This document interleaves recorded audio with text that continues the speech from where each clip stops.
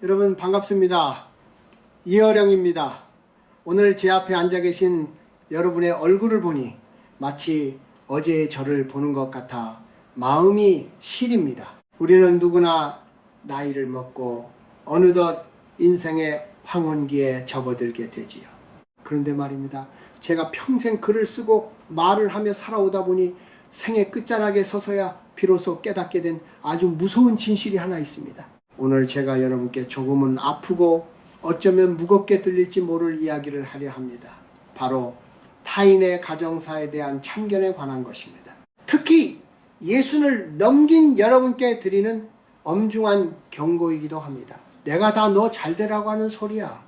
인생 선배로서 한마디만 할게. 우리가 흔히 친절이라는 포장지로 싸서 내뱉는 이 말들이 사실은 상대의 영혼을 핥히고 나의 노년을 갉아먹는 독약이라는 사실을 알고 계십니까? 인생의 해가 지기 시작하는 60대에 들어서서도 여전히 남의 집 자식 교육이 어떻다느니, 남의 집 며느리나 사이가 어떻다느니 하며 혀를 놀리는 것만큼 흉한 것은 없습니다. 그것은 쓰레기를 집안에 들여놓는 것과 같습니다. 여러분이 무심코 던진 그 한마디가 상대에게는 평생 씻을 수 없는 상처가 되고 그 원망의 에너지는 고스란히 업이 되어 여러분의 뒤를 쫓아옵니다. 제가 보기에 죽음이라는 마지막 문 앞에 섰을 때 우리가 가장 후회하며 버리고 싶어 할 것은 통장의 잔고가 아니라 평생 남의 인생에 훈수를 두며 쌓아 올린 그 거대한 오만함일 것입니다. 왜 우리는 나이가 들수록 남의 집일에 목을 맬까요? 그것은 자기 내면의 빈곤함 때문입니다. 내 삶이 더 이상 빛나지 않고 내 안에 창조적 에너지가 고갈되었을 때 인간은 본능적으로 타인의 결점을 찾아내어 자신의 우월함을 확인하려 듭니다. 남의 집 부부싸움을 구경하며 우리 집은 그래도 낫지라고 안도하는 그 마음, 그것이 바로 지옥의 시작입니다. 그것은 관심이 아니라 관음이며 사랑이 아니라 폭력입니다. 한국 사회에서 우리는 정치인이라는 이름으로 선을 넘는 것에 너무나 익숙해져 있습니다. 하지만 진정한 어른의 정은 입을 닫고 지갑을 열며 판단하기보다는 들어주는 것입니다. 예순이 넘었다는 것은 이제 타인의 무대에서 내려와 자신의 무대를 정리해야 할 시간임을 뜻합니다. 그런데 남의 무대에 올라가 배우들에게 이래라 저래라 지시를 내리고 있으니 그 연극이 제대로 흘러가겠습니까? 남의 가정사에 대해 비판하고 판결을 내리는 그 순간 여러분은 스스로 심판관의 자리에 앉는 것입니다. 하지만 기억하십시오. 심판관의 자리는 가장 위험한 자리입니다. 타인을 심판하는 그 잣대는 반드시 언젠가 여러분의 목을 겨누게 됩니다. 여러분이 남의 집 자식의 불효를 흉볼 때 그 부정적인 에너지는 공기를 타고 여러분의 집으로 스며듭니다. 에너지는 공명하기 때문입니다. 젊은이들이 어른들을 피하는 이유가 무엇인지 아십니까? 그들이 무지해서가 아닙니다. 어른들이 내뱉는 그 정답지 같은 말들이 사실은 그들의 현실을 전혀 반영하지 못하는 낡고 먼지 쌓인 훈계에 불과하다는 것을 그들은 이미 알고 있기 때문입니다. 특히 60 이후의 삶은 비움의 미학이 절실한 때입니다. 말을 비우고 생각을 비우고 타인에 대한 기대를 비워야 합니다. 그래야만 비로소 지혜라는 것이 그 빈자리에 깃들 수 있습니다. 만약 여러분이 오늘도 친구를 만나 남의 집 며느리 흉을 보며 시간을 보냈다면 그것은 여러분의 고귀한 노년을 시궁창에 버린 것과 다름없습니다. 그 말들은 부메랑이 되어 여러분의 평안을 깨뜨리고 결국엔 자식들에게까지 나쁜 기운을 미치게 됩니다. 이것은 미신이 아닙니다. 말의 힘, 즉 언영연린의 무서움입니다. 자, 이제 가만히 눈을 감고 생각해 보십시오. 나는 오늘 하루 타인의 정원에 들어가 꽃을 짓밟지는 않았는가? 아니면 그저 내 마당에 잡초를 묵묵히 뽑았는가? 진정한 어른은 향기로 말합니다. 굳이 혀를 놀려 증명하지 않아도 그 존재 자체가 깊은 산속의 샘물처럼 주변을 맑게 정화하는 사람, 그런 사람이 바로 우리가 지향해야 할 60 이후의 모습입니다. 독설과 참견으로 얼룩진 노년은 고독할 수밖에 없습니다. 하지만 침묵과 이해로 빚어진 노년은 비록 혼자 있어도 만물과 소통하는 법입니다. 남의 집일에 참견하는 그 뜨거운 열정을 부디 여러분 자신의 영혼을 돌보는 차가운 이성으로 돌리시길 바랍니다. 그것이 업장의 굴레에서 벗어나 평온한 임종을 맞이하는 유일한 길입니다. 자, 첫 번째 이야기에서 우리가 왜 입을 닫아야 하는지 그 이유를 짚어보았다면 이제는 조금 더 깊이 들어가 봅시다. 왜 우리의 그 좋은 의도가 타인에게는 칼날이 되는지, 그리고 왜 그 칼날이 결국 나 자신을 찌르는 업보가 되는지에 대해서 말입니다. 여러분, 여기에 오래된 고려청자 하나가 있다고 상상해 보십시오. 그 표면에는 미세한 금이가 있습니다. 우리 눈에는 그저 금이 간 불량품처럼 보일지 모릅니다. 그래서 우리는 쉽게 말하죠.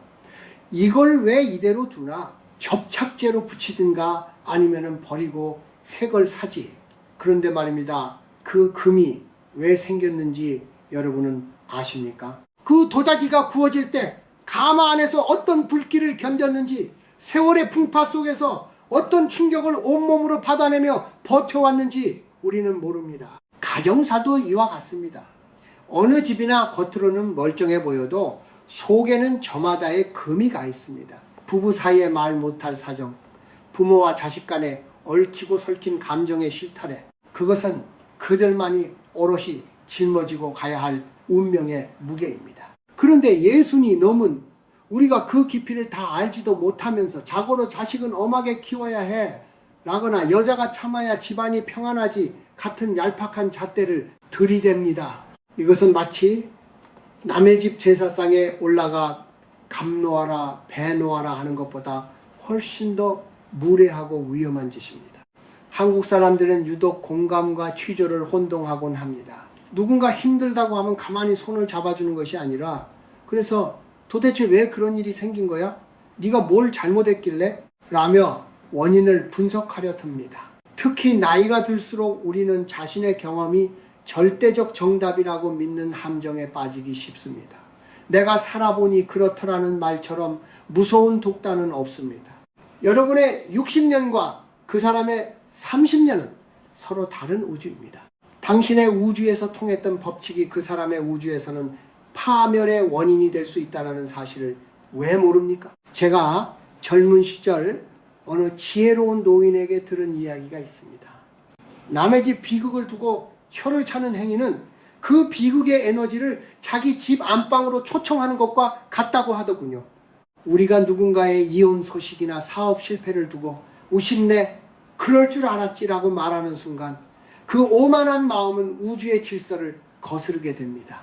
이것이 바로 무식한 자의 용기이자 무지한 자의 악업입니다. 타인의 고통을 나의 지적 유의나 가십거리로 소비하는 순간 당신의 영혼은 급격히 타락합니다. 60이라는 나이는 이해하는 나이가 아니라 인정하는 나이여야 합니다. 아, 저 집은 저런 아픔이 있구나. 내가 감히 헤아릴 수 없으니 그저 평안하기를 빌어주자. 이 마음 하나면 충분합니다. 하지만 우리는 자꾸만 입을 근질거려 합니다. 내가 한마디 거들어야 문제가 해결될 것 같은 착각에 빠집니다. 하지만 기억하십시오. 당신이 내뱉는 그 조언은 상대방에게는 모욕일 가능성이 90% 이상입니다. 왜냐하면 그 문제를 해결하기 위해 가장 치열하게 고민한 사람은 바로 당사자이기 때문에 당신의 한마디는 그 치열함을 부정하는 처사입니다. 인간의 마음은 유리그릇과 같아서 한번 금이 가면 되돌리기 어렵습니다.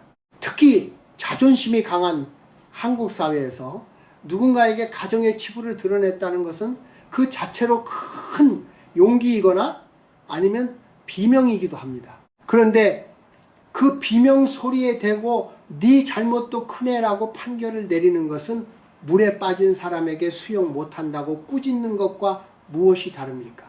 업카르마이라는 것은 멀리 있지 않습니다.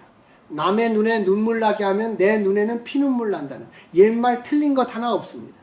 남의 집 불행을 안주 삼아 이야기꽃을 피우는 그 입술은 나중에 내가 정말 위로받아야 할 때 아무도 곁에 없게 만드는 고립의 씨앗이 됩니다. 진정으로 복을 짓고 싶으십니까? 그렇다면 타인의 불행 앞에서 침묵하십시오. 그 침묵이 곧 가장 고귀한 기도이자 보시부십니다. 여러분의 노년이 품위 있기를 바랍니다. 품위는 화려한 옷이나 넓은 집에서 나오는 것이 아니라 타인의 삶을 존중하고 그 경계를 지키는 절제에서 나옵니다. 모르면 가만히 있으라 라는 말은 무식함을 탓하는 말이 아닙니다. 인간으로서의 예의를 지키라는 가장 숭고한 가르침입니다. 타인의 집 담벼락 너머를 기웃거리지 마십시오. 그 너머에 무엇이 있든 그것은 그들의 몫이고 그들의 운명입니다. 이제 우리는 내 안의 근간 도자기를 들여다볼 시간입니다. 남의 집 도자기 타령할 시간이 없습니다. 내 안의 상처를 어루만지고 내 남은 생을 어떻게 향기롭게 채울 것인가 고민하기에도 60 이후의 시간은 너무나 짧습니다. 부디 타인의 불행을 쬐감 삼아 당신의 존재감을 확인하려 하지 마십시오. 그것은 스스로를 불태우는 어리석은 짓입니다. 여러분, 나이가 들면 왜 자꾸 입은 열리고 귀는 닫히는지 고민해 본 적이 있으십니까? 머리로는 침묵이 금이라는 걸 알면서도 막상 사람들을 만나면 남의 집 자식 소식, 며느리 흉, 동네 사람들의 은밀한 뒷이야기를 마치 대단한 정보라도 되는 양 쏟아놓게 됩니다. 왜 그럴까요? 그것은 역설적이게도 우리 마음속에 깊게 자리 잡은 외로움과 두려움 때문입니다. 예순을 넘기고 사회적 역할에서 물러나면 인간은 본능적으로 자신이 여전히 쓸모있는 존재임을 증명하고 싶어 합니다. 내가 아직 이만큼의 통찰력이 있고 내가 아직 이만큼 세상을 잘 안다는 것을 보여주고 싶은 욕구가 참견과 조언이라는 탈을 쓰고 나타나는 것이지요. 특히 타인의 가정사에 대해 이게 다 내 경험에서 우러나오는 소리야 라며 훈수를 두는 행위는 사실 상대방을 돕고 싶은 마음보다는 나를 좀 봐달라, 나는 아직 건재하다 라고 외치는 영혼의 비명에 가깝습니다. 하지만 여러분, 이것을 기억하십시오. 경험은 양날의 검입니다. 내가 겪은 60년의 세월이 귀한 자산인 것은 분명하지만 그것을 타인의 삶을 재단하는 잣대로 쓰는 순간 그 경험은 오만함이라는 이름의 흉기가 됩니다. 특히 한국의 부모 세대들은 내가 너를 어떻게 키웠는데, 내가 그 시절엔 이랬는데 라며 자신의 과거를 현재의 정답으로 강요하곤 합니다. 하지만 우리가 살았던 시대의 바람과 지금 아이들이 맞서고 있는 바람은 그 세기와 방향이 전혀 다릅니다. 내 경험이 저 사람에게도 정답일 것이라는 믿음, 그것이 바로 무지의 극치입니다. 심리학적으로 보면 남의 집 문제를 비판함으로써 자신의 불안을 해소하려는 경향이 있습니다. 우리 집에도 문제가 많고 내 자식도 내 마음대로 안 되는데 남의 집에 더 큰 불행이나 실수에 대해 목소리를 높이다 보면 잠시나마 내 문제가 가벼워 보이기 때문입니다. 이것은 아주 비겁한 위안입니다. 남의 집 아들의 이혼을 입에 올리며 거봐, 내 저럴 줄 알았어 라고 말하는 순간 당신은 잠시 승리자가 된 기분을 느낄지 모릅니다. 하지만 그 대가로 당신은 덕을 잃게 됩니다. 영적인 관점에서 보자면 말은 에너지를 실어 나르는 통로입니다. 누군가의 아픔이나 가정의 치부를 입 밖으로 내어 퍼뜨리는 것은 그 부정적인 에너지의 파동을 내 손에 묻히는 것과 같습니다. 쓰레기를 만지면 손에서 냄새가 나듯 남의 불행을 씹어 돌리면 당신의 영혼에서도 악취가 나기 시작합니다. 그 냄새는 가장 먼저 당신의 가족들, 특히 당신의 자녀들이 맡게 됩니다. 우리 어머니 아버지는 만나면 남욕만 해 라는 자식들의 차가운 시선만큼 비참한 노년이 어디 있겠습니까? 또한 여러분이 타인의 불효를 흉볼 때 그 말은 보이지 않는 끈이 되어 여러분의 집안으로 그 불효의 기운을 끌어당깁니다. 우주의 에너지는 비슷한 것끼리 공명하기 때문입니다. 누군가를 비난하는 그 날카로운 마음의 화살은 반드시 굴절되어 나 자신에게 돌아옵니다. 이것이 바로 우리가 업보라고 부르는 원리입니다. 지혜로운 어른은 남의 집 담장 안에서 무슨 일이 일어나는지 궁금해하지 않습니다. 대신 자신의 마음밭에 어떤 잡초가 자라고 있는지를 살핍니다. 진정으로 존경받는 노인은 말이 많은 사람이 아닙니다. 그저 그 자리에 있는 것만으로도 주변을 평온하게 만드는 침묵의 무게를 가진 사람입니다. 젊은 사람들이 먼저 찾아와 어르신 이럴 땐 어떻게 하면 좋을까요? 라고 묻기 전까지는 결코 먼저 입을 떼지 않는 절제, 그것이 바로 60 이후에 갖추어야 할 최고의 미덕입니다. 여러분의 외로움을 타인의 가정사로 채우지 마십시오. 그 빈 공간을 차라리 고독의 향기로 채우십시오. 책을 읽고 산책을 하고 자신만의 사색에 잠기며 내면을 가꾸는 어른에게는 사람을 끄는 묘한 매력이 생깁니다. 억지로 참견하지 않아도 사람들이 모여듭니다. 반면 남의 집 사정을 훤히 꿰고 앉아 비평을 일삼는 사람 곁에는 오직 똑같이 남 흉보기를 좋아하는 사람들만 남게 됩니다. 그 말로 맺어진 인연들이 당신의 임종을 지켜줄 것 같습니까? 천만의 말씀입니다. 그들은 당신이 자리를 뜨는 순간 이번에는 당신의 집안일을 안주 삼아 혀를 놀릴 사람들입니다. 인생의 후반전은 나로 돌아가는 시간입니다. 남의 인생이라는 연극에 관객으로 들어가 야유를 보낼 시간이 없습니다. 당신이라는 무대에 막이 내리기 전 얼마나 아름다운 마무리를 할 것인지만 고민하십시오. 타인에 대한 비판을 멈추는 순간 비로소 당신의 영혼은 평안의 길로 들어서게 될 것입니다. 자, 이제 우리는 왜 입을 닫아야 하는지, 그리고 우리 내면에 무엇이 자꾸만 남의 인생에 참견하게 만드는지 그 뿌리를 들여다보았습니다. 그렇다면 이제는 실제적인 실천이 필요할 때입니다. 예순이라는 나이는 단순히 숫자가 아니라 삶의 태도를 완전히 바꾸어야 하는 전환점이기 때문입니다. 우리가 어떻게 하면 이 독한 업보의 사슬을 끊고 진정한 평온에 이를 수 있을까요? 가장 먼저 해야 할 일은 여러분의 주변에서 입으로 지은 죄를 부추기는 환경을 정리하는 것입니다. 나이가 들면 친구들과 모여 차 한잔하고 식사하는 것이 큰 즐거움이지요. 그런데 그 모임의 대화 내용을 가만히 들여다보십시오. 만약 누군가의 자녀가 이번에 승진을 못했다느니, 어느 집 며느리가 가출을 했다느니 하는 소문들이 대화의 줄을 이룬다면 그 모임은 여러분의 영혼을 젖먹는 자리에 불과합니다. 그런 자리에서 슬그머니 일어나는 용기가 필요합니다. 우리가 남의 집 이야기에서 뭐 하겠나, 우리 건강 이야기나 하세 라고 대화의 물길을 돌릴 수 있는 어른이 되어야 합니다. 그것이 바로 격거입니다. 또한 누군가 여러분에게 찾아와 자기 집안의 치부를 털어놓으며 동조를 구할 때를 조심하십시오. 그것은 아주 위험한 유혹입니다.